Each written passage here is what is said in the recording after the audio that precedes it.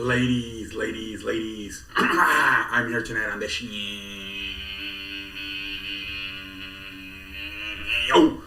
How's everybody doing tonight, ladies and gentlemen? Alright, let's get this shit going on a Friday. How's everybody doing, man? Just chilling on a damn Friday. Let's go through some damn NFL news. A bunch of injury report shit coming on tonight. Here, let's go. So 49ers made a signing. They signed punter Mitch Wishnowsky to a 4-year extension through 2026. Congratulations to it is scheduled to be a 4-year deal worth up to $13 million. Mitch Wishnowsky, that's not bad money, man, for a fucking punter. $13 million, not bad money, ladies and gentlemen, for a freaking punter. Some players have already been ruled out for Sunday. Dak Prescott's out.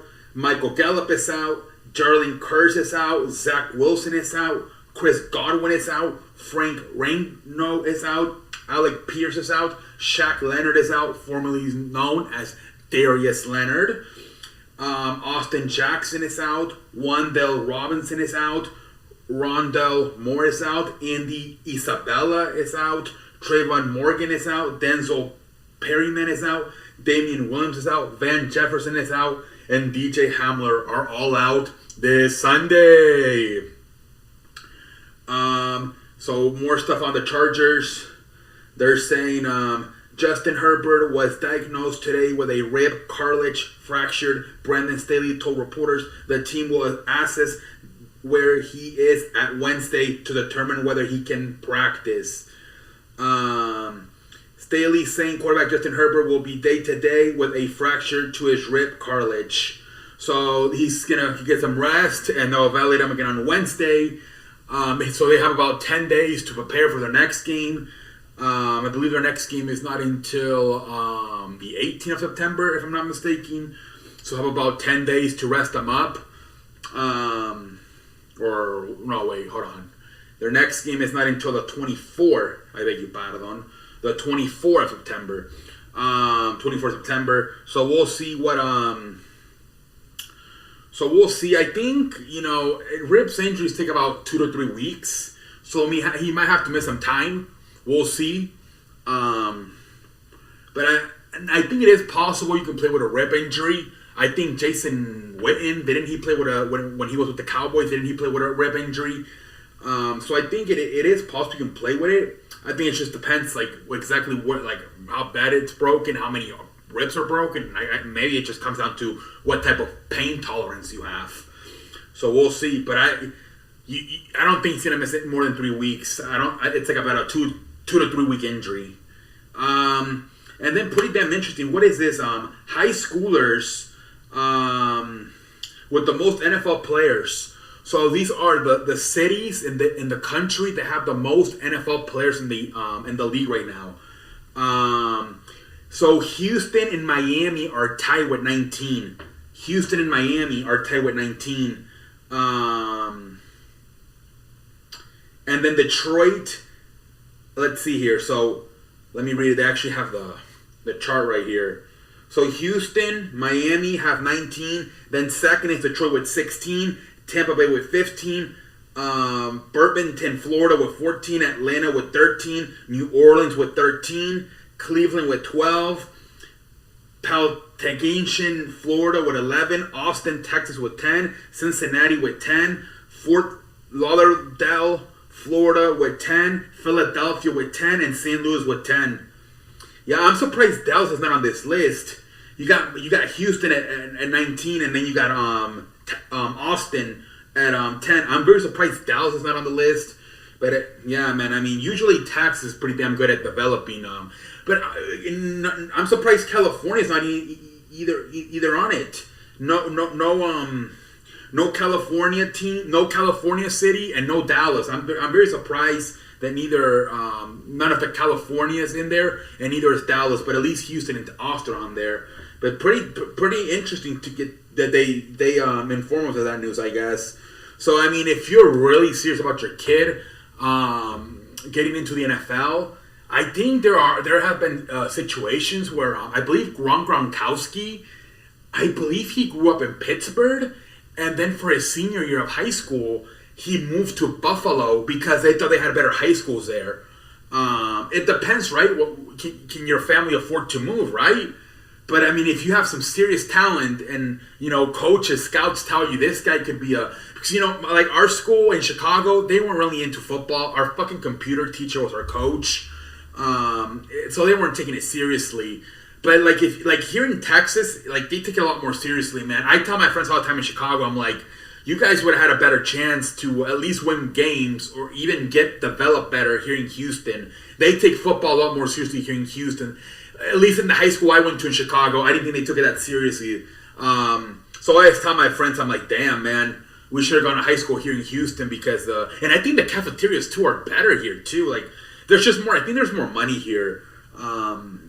Chicago's a big city, but it's a very expensive economy where you don't have a lot of luxuries like you do here. Here because there's no state tax, everything's more cheaper. I think they have more access to stuff.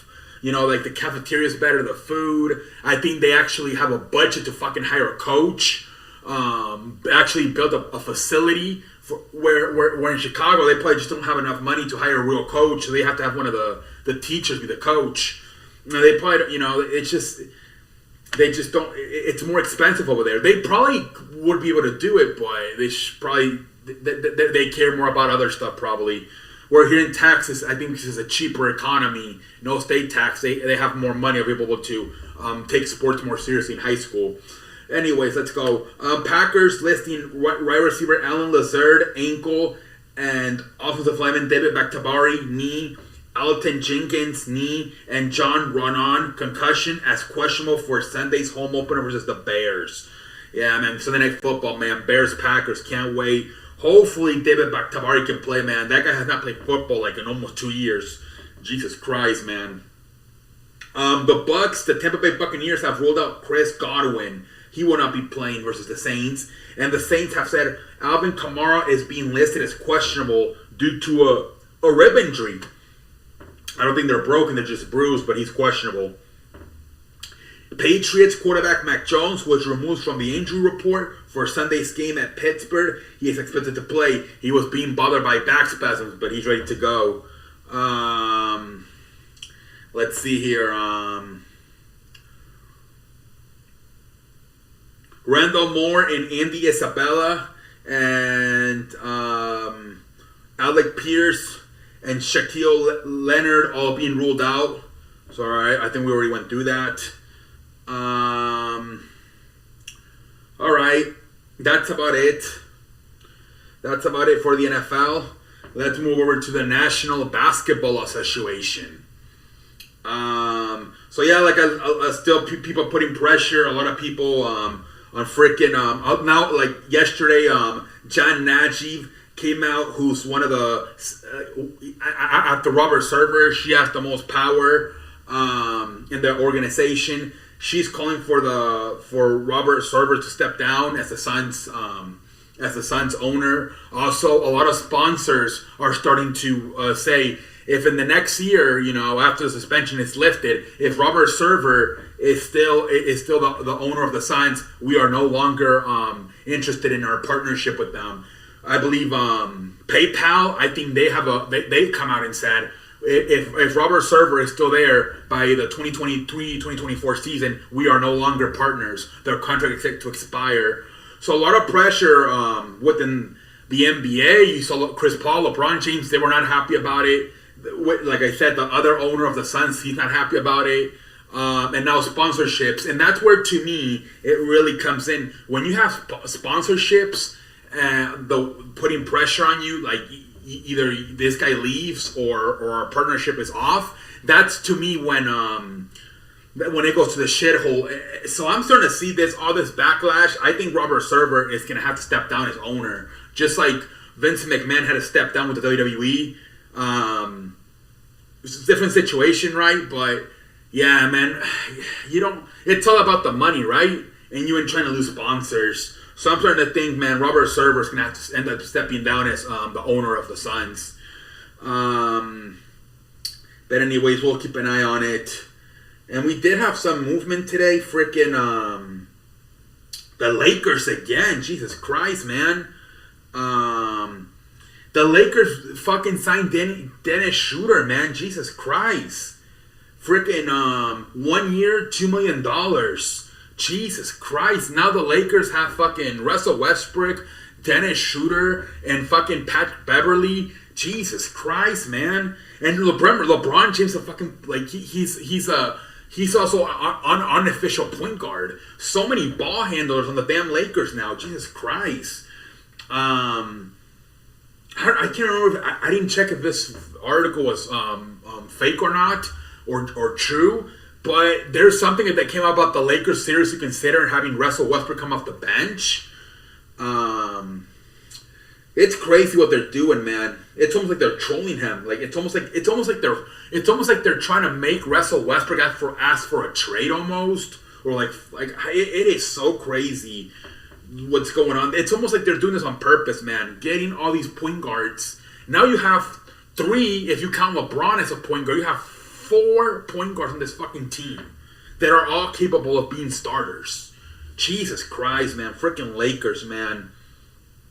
Freaking Lakers. It's going to be interesting to see what they do, man. Watch some fucking Rajon Rondo's next. I don't know, man. It's almost like they're trying to force Russell Westbrook to get pissed off and ask for a trade or something. Or maybe for his release. You know, there was talks, too, that maybe they would do a John Wall and we'll pay you your money, but you're going home. So maybe they're trying to get him to ask for his release. And they're like, we're not going to release you, but we'll send you home and we'll pay your paycheck. Or now because he'll ask for a trade, they're like, okay, you know what? We're going to try to figure things out, but we don't want any drama. So while we're trying to trade you, we want you to stay home. It's almost like they want something like that. Make like have him ask for the trade, have him ask for the release. So then the Lakers can maybe say, okay, let's send him home. We don't want this drama of he doesn't want to be here anymore.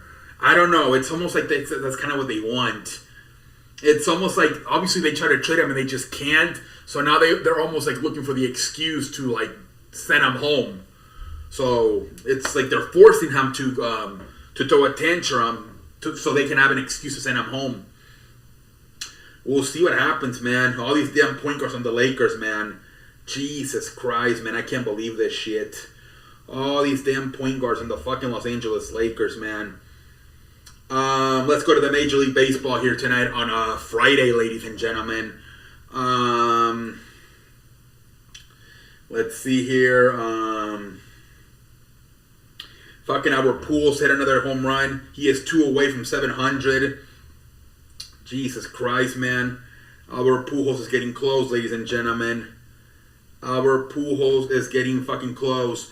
There have been some Theo Epstein rumors that he's gonna take over the Mets now that Sandy is trying to get out. So we'll see about that. Obviously, you got some Derek Jeter rumors that if Brian Cashman goes out, Derek Jeter would get hired to be the general manager. So a lot of shit going on right now in New York with the teams, right? With freaking Sandy Alderson trying to step down, and like I said, who's going to be the new general manager of the Mets? I don't think the Yankees are going to fire Cashman though, unless they would like. I don't know. I don't think they're going to fire him, man. They're trying to play better. They lost today versus the Brewers, but I do not see the Yankees. I don't think I don't know, man. I think they're going to make a run. I can still see the Yankees losing to the fucking Astros in the fucking ALCS, man, honestly. If they lose like in 6 or 7, that'll be good enough, man. If they lose maybe before, like in the division or in the wild card, then maybe that's where they get rid of everybody. But I don't know, man. I think a lot of this was probably that they were just fucking bored, man. They were freaking bored. I'm gonna have to sit down. I think I have Italian diarrhea. I think they were just freaking bored, man. You know, like they were up by like 15, 17 games in the fucking division. I think part of it is they were fucking bored. And that's why they were losing so much. Angels beating the Mariners 8-6. Dodgers beating the Giants 4-0. Tigers beat the White Sox 3-2. Cubs beat the Rockies 2-1.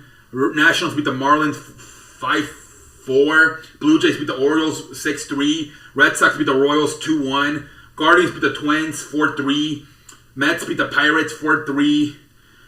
Rangers beat the Rays 4-3. Braves beat the Phillies 7-2. Brewers beat the Yankees 7-6. Astros beat the Athletics 5-0. Cardinals beat the Reds 6-5. Padres beat the Diamondbacks 12-3. So tonight, both the fucking Padres and the fucking Brewers and the fucking winning, man. Let's go to wrestling, ladies and gentlemen. Let's go to fucking wrestling.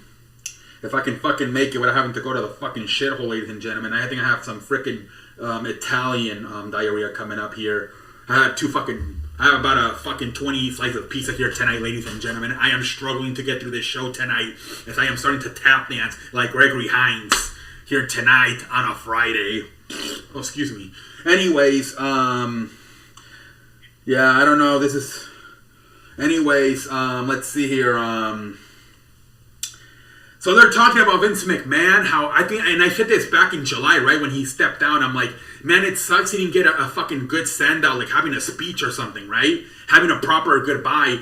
And it looks like WWE's trying to see if they can do something at WrestleMania weekend. Whether it's have him at WrestleMania, like at the show of WrestleMania, or at least inducting him into the Hall of Fame. But also they don't know it. They think it might be too early to induct him in the Hall of Fame since it would only be 9 months. You know, July through April, 9 months since he had to step down. So they're thinking it might be too early for the Hall of Fame. So they're trying to figure out, ladies and gentlemen, what they want to do, if they want to induct him in the Hall of Fame or have him do like a ceremony for him at WrestleMania to like honor him. But they don't know. They're thinking it might be too early.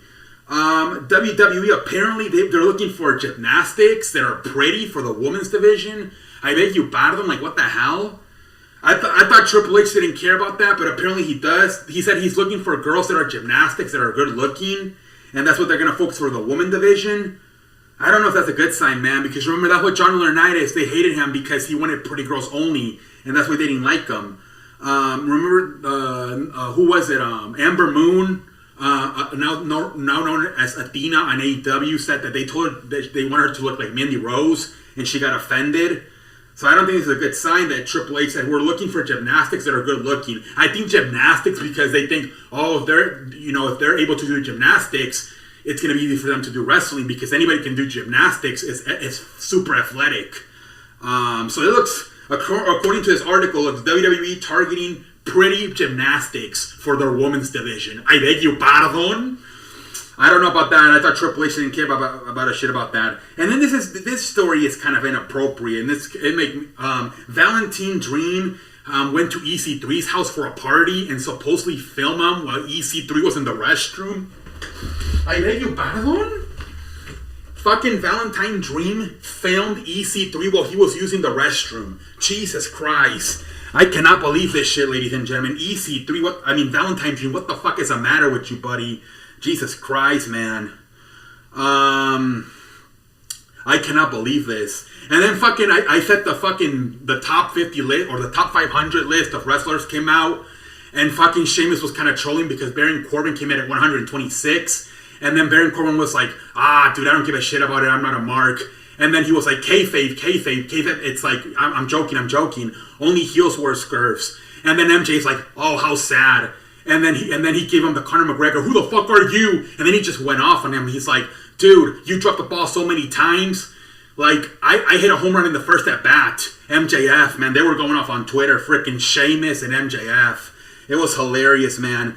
And then fucking MJF fucking got engaged to his girlfriend, Naomi. And then he fucking sent a tweet out. He's like, girls, just because there's a fucking goalie in the net doesn't mean you can hit your shot. What a fucking savage, MJF. I'm pretty sure, I would hope so, the girlfriend was in it, and she's probably like, hey, this is part of my heel character, right? Like, I'm just obviously joking. I would hope so he was joking when he fucking said that. Jesus Christ, MJF. But yeah, people are saying that might be fake too, that like Sheamus and MJF may actually be friends and in real life. And it's just a part to get like people like to talk about it. But yeah, that was kind of, you never know with these stories, right? When these guys are like arguing on Twitter, these wrestlers, You know, when it's like two wrestlers from WWE or two wrestlers from AEW, you're like, oh, they're just joking around. But it's like when it's a wrestler from AEW joking or arguing with a wrestler from WWE, it's like, is it true or not? So I don't know. I mean, I was gonna pull out the fucking tweets. I forgot to fucking do that. But yeah, that's pretty much how it went. Like I said, Sheamus made fun of Baron Corbin for being 126. Then Corbin's like, I don't pay attention to that shit. I'm not a mark. And then fucking Sheamus is like, kayfabe, remember kayfabe, you know. And then he's like, only heels wear scarves, taking a shot at MJF. And then MJF said sad. And then he just said, what the fuck are you? And then he just, this is where I want to pull out the tweet because I don't fucking remember everything he listed down. See, ladies and gentlemen, I know I'm kind of a fucking wasting my time with stupid stuff, but man, Jesus Christ, I just think it's just so funny. I kind of want to pull it out, even though I'm kind of fucking probably wasting my time. Let's see here, MJF on Twitter. Let's see if I'm too nosy. Like I should be working at TMC. I mean, what's it called? So this is pretty much how it started, I think. Hold on. No, this is not how it started. Let's see here. So yeah, here we go. I'm sorry, ladies and gentlemen, I have to read this whole fucking shit. I know I'm kind of a nerd.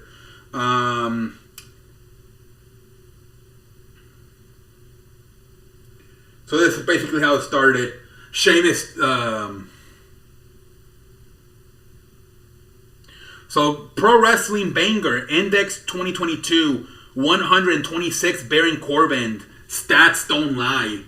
And then fucking Baron Corbin is like, if you tell people over and over and over and over, maybe they will believe it. Thanks for the info. I'm not a mark, so I didn't read the issue. See if you get Dave to retweet you. I think he meant Dave Meltzer. And then he's like, kayfabe, bro, kayfabe. Real heels wear scarves. Remember, kayfabe means I'm just joking. And then Maxwell Freeman, MJF says sad. And then he gives him the Conor McGregor. Who the fuck are you? And I quote, who the fuck is this guy?